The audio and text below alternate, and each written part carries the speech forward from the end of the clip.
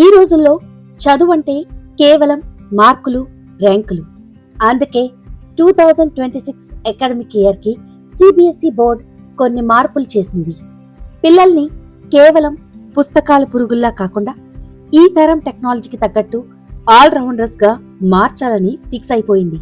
2026-2027 academic year నుంచి 6th class చదివే పిల్లలకి 3 లాంగ్వేజెస్ని తప్పనిసరి చేసింది.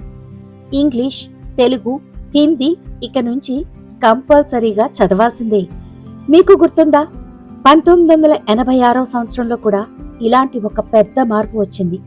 అప్పుడు కూడా మాతృభాషకు ప్రాధాన్యత తగ్గుతుంది అని, పిల్లలు తమ మూలాలని మర్చిపోతున్నారని విమర్శలు వచ్చాయి.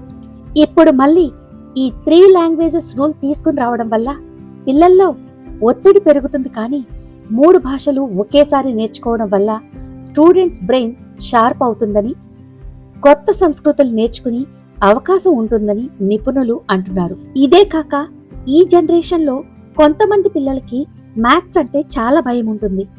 వాళ్ల కోసమే కామన్ ఎగ్జామ్ 80 మార్క్స్కి రాస్తే సరిపోతుంది.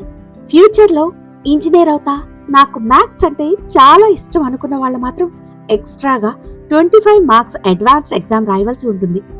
ఈ మార్క్స్ను ఎక్స్ట్రా మార్క్స్ లిస్టులో యాడ్ చేస్తారు.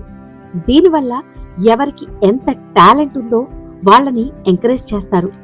ఇప్పుడు ఏఐ కోడింగ్ను 9th క్లాస్ నుంచి తప్పనిసరి చేసింది సిబిఎస్ఈ బోర్డ్. దీనివల్ల 10th క్లాస్ కంప్లీట్ అయ్యేలోపు వాళ్ళు స్కిల్స్ నేర్చుకుంటారు. స్కూల్ డేస్ నుంచి ఇంత పెద్ద భారం, ఇవన్నీ తట్టుకోగలరా అని పేరెంట్స్ కంగారు పడటం సహజం. అందుకోసమే ఎన్సీఈఆర్టీ సిలబస్ ఈజీగా ఉండేలా కొత్త బుక్స్ ని రెడీ చేస్తుంది సిబిఎస్ఈ. ఈ మార్పుల వల్ల స్టూడెంట్స్ గ్లోబల్ లెవెల్లో రాణించగలుగుతారు. టెక్నాలజీ మీద పట్టు వస్తుంది. అలాగే కమ్యూనికేషన్ స్కిల్స్ కూడా పెరుగుతాయి.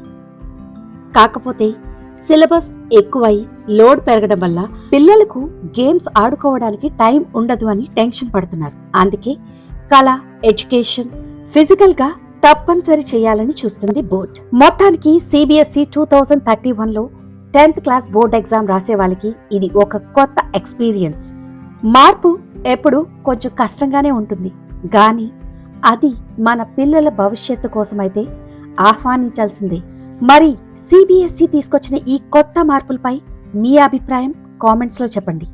Please like, share and subscribe.